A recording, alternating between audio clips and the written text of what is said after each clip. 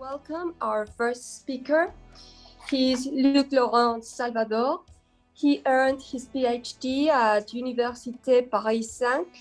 He was a teacher there and also at his current workplace, l'Université de Montpellier. He received a Fulbright grant to study at Stanford with a project titled A Morphogenetic Approach to Social and Psychological Phenomena. There he met René Girard and had many fruitful conversations with him. He's going to present his paper in French, but the text will be available for a better understanding. The title of his lecture is The Mimetic Invention of Agency, Natural and Artificial. So, Luc Laurent, you may proceed. Merci Tania, merci aux organisateurs de ce colloque, en particulier pour m'avoir permis de m'exprimer en français. Et merci à vous d'être venu m'accompagner dans cette réflexion qui ira donc de la question du désir jusqu'à celle de l'âme. C'est-à-dire que j'ai mis un sous-titre « Les androïdes auront-ils une âme ?» comment dire, la suite logique des réflexions que j'ai menées qui m'a amené jusque-là. J'espère que comment dire, vous ne serez pas étonné de tant d'audace. Voilà, en tout cas, le chemin est long. Alors, si vous le voulez bien, mettons-nous en route. Avec d'abord donc des questions. Il s'agirait pour nous aujourd'hui d'examiner s'il est possible de créer des machines désirantes. La question est partout, all over the place, comme disait René Girard. Ces machines désirantes, ce serait quoi? Ça serait des machines pulsionnelles capables de reconnaître en elles une attirance pour un objet et de l'identifier comme un désir propre. Ces machines seraient-elles alors conscientes d'elles-mêmes si elles pouvaient avoir ce dispositif pulsionnel, cette attirance et cette capacité d'identifier leur désir propre? Pourraient-elles se penser en tant qu'agents doués de volonté? Auraient-elles un soi agent en définitive? De telles machines conscientes et volontaires, surtout, seraient-elles à l'image et à la ressemblance de l'homme? Que choisir entre les deux? L'homme ne serait-il alors qu'un robot de chair? Ou bien peut-on considérer qu'il disposera toujours d'un supplément d'âme? Alors, que répondre donc à cela du point de vue de la théorie girardienne et surtout, qu'en penserait Girard lui-même en tant que croyant? Alors, on ne peut certes pas répondre à sa place, mais le fait est que, quand même, Girard est l'inventeur du désir mimétique. Il a promu l'automaticité du désir, donc sa nature mécanique. Il a proposé une théorie évolutionniste, darwinienne, de l'invention sacrificielle du divin en tant qu'agent tout-puissant, dont la volonté est capable d'engendrer le monde. En tout cas, c'est ce à quoi sont venus les hommes comme perspective. Et donc, dans un tel contexte, à la fois scientifique et mécaniste, on peut penser que Girard consentirait à l'idée d'une construction mimétique de l'agence de l'homme, et pourquoi pas celle d'un robot humanoïde. Des éléments de réponse se trouvent dans un article pas très connu, il me semble, de 1994, bien en phase avec nos préoccupations. Intitulé « Automatisme et liberté », cet article a donc presque 30 ans d'avance sur les thèmes du colloque Cover 2021. Girard y évoque le philosophe Condillac, celui de l'homme-statue, à qui, dans une expérience de pensée, on ajoute des sensations une à une. Il évoque aussi le psychologue Janet de l'automatisme psychologique, qui, grâce à la suggestion hypnotique, fait comme Condillac, mais avec des sujets humains qu'il robotise en quelque sorte. Et cela ça n'est guère surprenant, car avec les notions d'habitude, de suggestion et d'idéomotricité, la science du 19e est complètement acquise à la mécanicité du mental. Malgré cela, Girard trouve encore le moyen de reprocher à Janet de ne pas parvenir à identifier l'automatisme de l'imitation que lui-même professe. Girard paraît donc tout acquis au mécanisme. D'ailleurs, il adhère à l'idée que le mécanisme de l'imitation serait basé sur l'habitude. Le fait est que l'habitude est mimétique. Et d'abord parce que c'est une reproduction, une imitation de soi. L'habitude est un cycle perception, représentation, action, déclenché et entretenu par le stimulus qu'il produit lui-même. Elle est ce qui donc permet à chacun de persévérer dans son être. Nous sommes ainsi tous des écosystèmes d'habitude, en tout cas on peut se voir comme tels, des écosystèmes de cycles en interaction. Et que font les cycles en interaction? Ils s'accrochent les uns aux autres, ils entrent en résonance. Il s'ensuit une coordination intra-organisme et une imitation inter-organisme. Par exemple, la contagion du cri chez le bébé. Elle est facile à comprendre. Prenons ici l'habitude du bébé A. Excusez-moi, je cherche le laser. Prenons ici l'habitude du bébé A qui démarre par exemple avec l'action de cri, qui produit un cri A qui est perçu et donc assimilé par ce bébé à ses cris antérieurs et qui par le lien idéomoteur mécanique suscite l'action qui elle-même continue de produire le cri A. Il s'avère que s'il y a un autre bébé à proximité qui est susceptible d'entendre, de percevoir et donc d'assimiler le cri du premier bébé au sien, eh bien, la même action sera engendrée toujours par idéomotricité et ce bébé produira un cri B assez semblable à celui du cri A, de telle sorte que ce cri B pourra lui-même être perçu par le cri du bébé, du premier bébé. Et tous les deux vont s'accrocher et vont pouvoir durer très longtemps dans leur activité de cri. C'est bien connu dans les maternités, dès que des bébés commencent à crier, ça peut être une contagion et surtout durer très longtemps dans le temps jusqu'à épuiser les bébés. Bref, rien de bien bon. Toujours est-il que cet accrochage d'habitude de cri chez le bébé correspond à ce qui s'appelle tout naturellement une synchronisation ou une résonance entre oscillateurs. Ce sont des phénomènes universels dans le monde physique, chimique, biologique et psychologique. On peut penser aux cœurs animaux comme les cigales, les crapauds, les lucioles de Thaïlande qui ont des habitudes de lancer des flashs lumineux et qui se synchronisent de telle sorte qu'on a des rivières entières qui s'allument et qui s'éteignent d'un coup. On peut penser à tous les mécanismes locomoteurs d'animaux en groupe qui donc sont tous résultants d'une dynamique d'accrochage, en tout cas d'une mimésis qui est là, patente et je dirais manifeste aussi dans sa mécanicité. L'intentionnalité est ici tout simplement portée par l'automatisme de l'habitude. Donc, pour parler du désir, eh bien, il y a une difficulté parce qu'il nous faut, c'est-à-dire, j'oppose ici désir à intentionnalité. Il nous faut un sujet doté d'un soi agent, donc doué de libre arbitre. Or, celui-ci est encore à venir, même chez le bébé humain. Et alors, la question se pose, comment pourrait-il se former dans le contexte d'une mimésis omniprésente, si ce n'est d'une manière mimétique? Si on part dans cette direction, je dirais c'est pain béni parce que le fait est que la théorie la mieux établie concernant la formation du soi est une théorie appelée théorie du miroir social. Et donc le soi, qui doit être pensé dans sa dualité, à la fois sujet et objet de connaissance, est conçu comme se construisant dans ce miroir social. Je vais préciser de quoi il s'agit. Serait-il que si on parle du premier soi, le soi-objet, le self as known, comme disait William James, il est tout ce dont le sujet peut dire que c'est moi ou c'est à moi, c'est-à-dire le moi matériel, le moi social, tout son statut social, le moi mental aussi, ses souvenirs, tout ce qu'il a vécu, qu'il peut rapporter, qu'il peut objectiver. Depuis Hume, son origine sociale fait consensus. Les esprits des hommes sont des miroirs les uns pour les autres. Rien de nouveau à prendre pour des girardiens. Donc on parle ainsi par exemple de soi-miroir, de looking glass self depuis Cooley. En définitive, cette façon de voir de la psychologie sociologique, je dirais, psychologie sociale sociologique, est quand même tout naturellement psychologique dès lors qu'on s'attache à l'imitation, parce qu'on peut la comprendre comme l'imitation, l'intériorisation du regard, c'est-à-dire du jugement, des jugements et des attributions que les autres significatifs font à notre égard. Quand on intériorise cela, on se forme une image de soi, donc le soi en tant qu'objet, et on a donc une construction de cet aspect du soi, de cette dimension du soi, qui est complètement mimétique.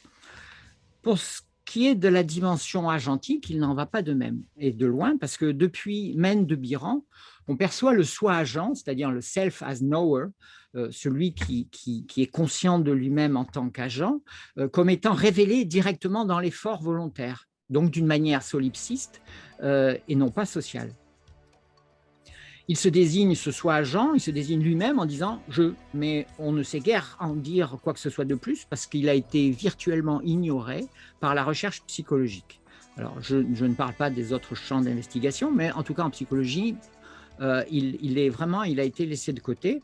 Et donc, dans ma thèse doctorale, j'ai proposé une construction mimétique du soi dans cette dimension d'agent, c'est-à-dire que j'ai étendu la perspective du miroir social à la dimension agentique, ce qui n'avait pas été fait auparavant, et ce qui amène à penser donc le soi agent comme une imitation des attributions causales faites au sujet par son entourage. Là, on peut penser, je dirais, pour des Gérardiens, à la situation cardinale et fondatrice, celle du sacrifié qui fait l'objet de toutes les accusations de l'entourage, de la communauté sociale, comme j'ai perdu le nom chez les Grecs, un pharmakos, en tout cas qui aurait le temps de prendre conscience de cela et qui l'intérioriserait. Exactement aussi comme les sorcières lorsqu'elles étaient avec des procès où elles étaient accusées de 1000 choses fantastiques qu'elles pouvaient accomplir. Pour certaines, c'était attesté, elles ont cru au fond avoir ces pouvoirs via les accusations dont elles étaient victimes. Quoi qu'il en soit, l'idée que l'effort prouve l'agence apparaît comme une interprétation quelque peu illusoire sur le mode du jugement de Dieu. C'est-à-dire que je fais référence là à cette pratique moyenâgeuse des tournois dans lesquels deux chevaliers s'affrontaient, l'un et l'autre porteurs d'une supposée vérité, et finalement c'est le chevalier qui l'emporte, qui est considéré comme ayant été choisi par Dieu. C'est le jugement de Dieu qui dit où est en définitive la vérité. Cette interprétation montre bien qu'il s'agit simplement d'un rapport de force sur lequel on vient porter une interprétation supplémentaire, une interprétation causale, où on dit qu'un tiers agent a décidé entre deux forces en équilibre. Et c'est ce qui se passe tout le temps quand nous avons une hésitation, nous avons une décision difficile à prendre. Le moment où la décision est prise, c'est William James qui explique bien tout cela, au moment où la décision est prise, on ne peut pas ne pas avoir l'impression qu'il y a eu un je ne sais quoi, un fiat volontaire qui est venu faire pencher la balance d'un côté ou de l'autre, alors qu'en fait, le simple jeu des forces en présence a pu, à un moment donné, en fonction du contexte, faire que la balance a penché d'un côté ou de l'autre. Toujours est-il que nous voilà parvenus au point où, avec un soi-agent construit mimétiquement, mécaniquement, on peut se demander si un androïde pourrait lui aussi trouver sa place dans un miroir social. Et la réponse me paraît a priori, d'emblée, bah oui, c'est possible. Le miroir social nourricier est déjà là. C'est-à-dire que ce miroir, il est humain. Il y a depuis 1996, donc ça fait un bail, que des chercheurs de Stanford ont mis en évidence le fait que les humains traitaient les robots et tous les automates à apparence un peu intelligents comme des humains. Et donc, il y a le matériau attributionnel, la nourriture attributionnelle est là, le miroir social et nourricier est bien présent, et donc on peut envisager qu'un androïde en vienne à développer une conscience de soi. Il a seulement, alors je mis seulement entre guillemets, il y a des aspects techniques à éclaircir, il aurait besoin d'une tendance à s'assimiler aux humains, une tendance à les imiter. On retrouve la mimésis. Donc une capacité à se nourrir, ontologiquement parlant, en imitant, intériorisant leurs attributions, notamment les attributions de causalité, de sorte qu'il se percevra en tant qu'agent et sera capable de dire « je » en connaissance de cause. Alors, mais un automate conscient de soi, de son agence, on doit quand même se poser la question, aurait-il un authentique libre arbitre? On pourrait le penser tant il ressemblerait à l'homme, parce que comme l'homme, il se serait construit dans le miroir social. Comme l'homme, il serait conscient de lui-même, il se saurait agent, capable de décider et d'agir, en tout cas il aurait cette interprétation en lui, mais en tant que mécanique déterministe, même imprévisible, c'est-à-dire de nature chaotique, c'est envisageable. Comment pourrait-il avoir un libre arbitre? Il est seulement dans la nécessité, enfin, dès lors qu'on est dans le mécanique déterministe. Et donc, s'il est jugé identique à l'homme, alors ça voudrait dire que l'homme est un robot de chair, avec un fantôme dans la machine, pour reprendre l'expression de Koestler. Et c'est ce que croient déjà les matérialistes invétérés comme Daniel Dennett, par exemple. Et si par contre on pense que non, ben, il n'est pas identifiable à l'homme, et alors il s'agirait seulement d'un zombie philosophique à qui manque un supplément d'âme, ce qui serait propre à l'homme. Alors voilà, c'est là où on revient vers René Girard et on peut se demander que penserait-il de tout cela. Alors, bien sûr, on va encore une fois pas pouvoir répondre à sa place, mais d'emblée, il faut noter quelque chose comme une ambivalence girardienne par rapport à tout ce que j'ai évoqué précédemment, où je traduisais la force avec laquelle Girard soutenait, défendait l'automatisme de l'imitation.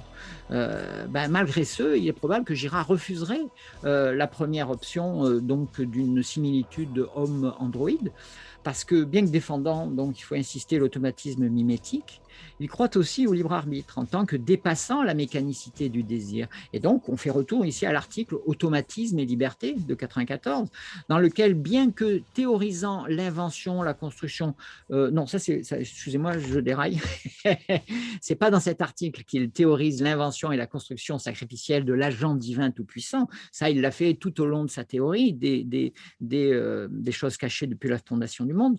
Donc, il croit, et c'est là que ça s'est dit, il l'a bien énoncé, il croit aussi en Dieu, en sa parole qui affirme la liberté de l'homme. Et c'est dans cette perspective donc il avait écrit l'article Automatisme et liberté, pour défendre l'idée du libre arbitre, avec notamment le passage de la femme adultère.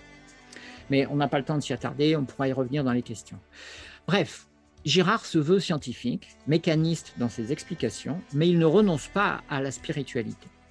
Il ne pourrait donc pas avaliser la construction mimétique du soi-agent. Enfin, je dis il ne pourrait pas. Il n'a pas vraiment avalisé la construction mimétique du soi-agent, car bien qu'ayant été rapporteur de ma thèse et ayant fait un rapport très élogieux, j'ai compris par son silence tellement bienveillant qu'en fait, il n'adhérait pas vraiment. Et donc, je pense qu'il voyait bien que cela rendait le libre arbitre illusoire. À partir de là, nous voici à la croisée des chemins. Allons-nous rester sur la trajectoire de la science réductionniste, qui vise à la naturalisation radicale de l'esprit, et je dirais de l'homme tout entier, ou allons-nous suivre l'homme Girard? Pour ma part, j'ai fait le choix de le suivre, et de renoncer à l'idée que la construction mimétique, excusez-moi, mes notes m'échappent, mimétique du soi, soit autre chose en fait qu'une fiction utile. Voilà, c'est un peu un harakiri, mais je dois reconnaître que c'est comme ça que je choisis d'avancer et donc de refuser le réductionnisme, refuser de voir les futurs androïdes comme disposant d'un libre arbitre, et donc ce qui veut dire affirmer la spécificité de l'humain à laquelle je crois, et considérer que le soi construit socialement, même dans sa dimension d'agent, n'est jamais qu'une fiction, peut-être utile, mais non nécessaire pour l'être humain. Au fond, le soi n'est jamais qu'une personne, un masque donc, comme le dit bien l'étymologie grecque du mot personne, le son à travers. Y renoncer est perçu en Orient comme le commencement de la sagesse. Celui qui a je le dis en français, non mais je vais le lire, non mon anglais est trop affreux, je vais le dire en français, celui qui a un jeu immature croit qu'il est celui qui fait, alors que celui qui a un jeu mature croit qu'il est le faiseur et que moi, je suis l'instrument. Ça, c'est de Ramakrishna, du 19e, et je l'ai trouvé bien inspiré. Ceci nous ramène donc à la question de l'état de non-soi, beaucoup étudié dans le cadre de la philosophie bouddhiste, mais qui nous concerne tous en définitive, dès lors qu'on s'avance aussi loin que nous sommes en train de le faire. Ça nous amène en fait à la problématique, dès lors qu'il y a un renoncement au soi, donc absence de séparation sujet-objet, à quelque chose qui est de l'ordre de la pleine présence de la réalité qui en fait s'éprouve dans l'acte. Et parce que je dis ça, parce que c'est surtout des artistes, des sportifs qui ont rapporté un état de non-soi au travers de performances vis-à-vis desquelles ils étaient super entraînés et à laquelle ils se sont abandonnés, de sorte que ce qu'ils ont perçu et qu'ils ont rapporté, c'est une disparition du soi en tant qu'agent. Ce n'est plus eux qui agissent, c'est le mouvement lui-même qui les porte, c'est l'énergie, ils parlent d'amour, et on pourrait parler aussi d'état de grâce, comme on dit volontiers en français, ou même d'enthousiasme, au sens étymologique, qui, faut-il le rappeler, signifie Dieu en nous. On a donc ici peut-être, dès lors qu'on est dans une approche qui se voudrait scientifique, même un peu limite, mais en tout cas, on en vient à l'idée d'une forme d'inspiration ou de possession qui nous rapproche de la question du divin. Parce qu'il faut se rappeler, inspiration veut dire l'esprit à l'intérieur, et donc avec l'enthousiasme, on est bien dans une forme de possession divine.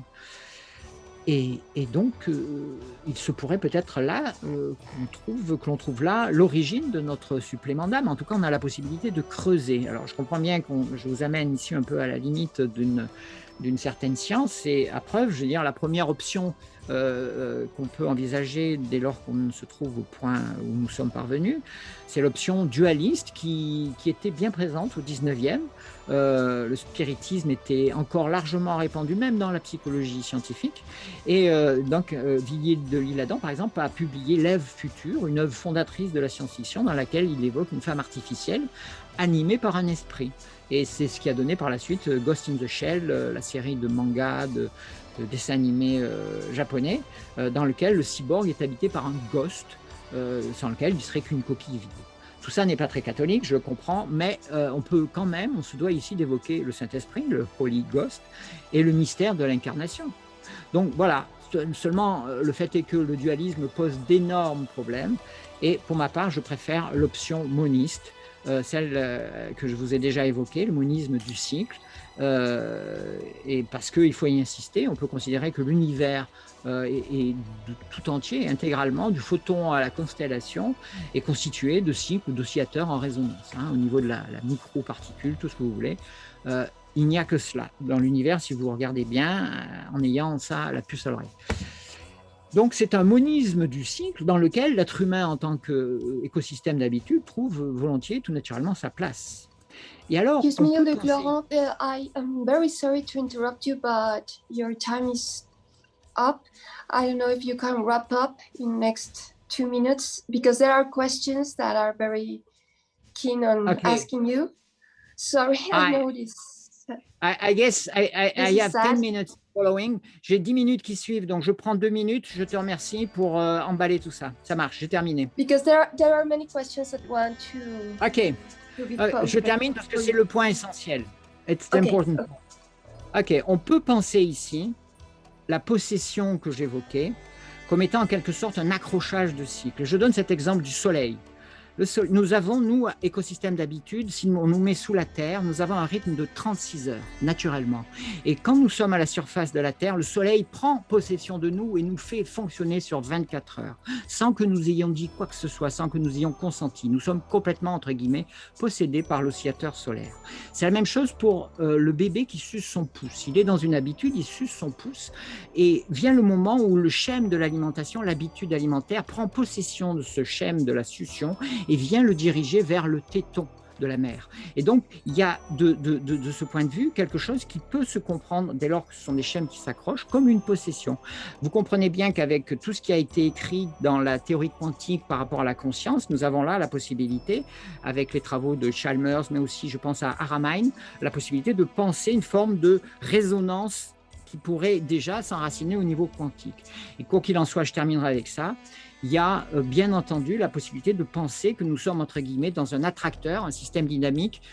Les mathématiciens voudront le penser comme ça, mais avec Teilhard de Chardin, on peut le penser comme un cycle divin qui va de l'alpha à l'oméga et qui nous porte, qui nous tire, qui nous guide et qui donc a pris possession de nous jusqu'à un certain point, jusqu'à ce que, je dirais, dans la mesure où, au fond, quand même, nous y consentons. Parce que c'est vrai que même si ce système paraît déterministe, je veux croire que nous pouvons aussi choisir. Et donc là-dessus, je suis Girard jusqu'au bout. Voilà, je vais m'arrêter là. Je vous remercie pour votre attention. Et maintenant, merci d'avance aussi pour vos questions.